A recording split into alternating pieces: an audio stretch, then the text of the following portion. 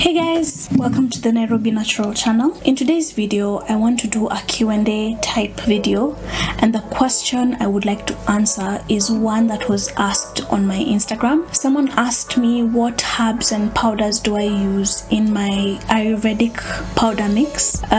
This is just a mix of different herbs and powders that I use, and then the mix is what I use whenever I am infusing my oils. It's like my staple for infusing oils.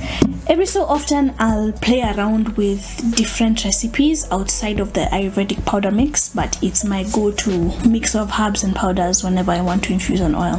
So the herbs and powders in question are horsetail, amla powder, bringraj powder, fenugreek powder, aloe vera powder, stinging nettle powder, hibiscus powder, aretha powder, shigakai powder, brahmi powder, and cassia powder. I know it's a bunch of herbs and powders, and you don't have to have an Ayurvedic powder mix that's exactly like mine, or the different number of powders and herbs that I have. You can just stick to one powder. If you find that amla powder is what works for you, stick to that. When I was starting out on my Ayurvedic journey, I didn't really know what herbs to get versus what herbs not to get. So I basically just sought out the most popular ones, and then those are what I bought. And then the next question became, okay, how am I going to use all of these powders? Because my routine is fairly simple. How will I be able to use all of these powders so that none of them go to waste? And then the idea came to me to just mix a bunch of them and then use that to infuse my oil. And then that's what I did, and I did that for a very, very long time.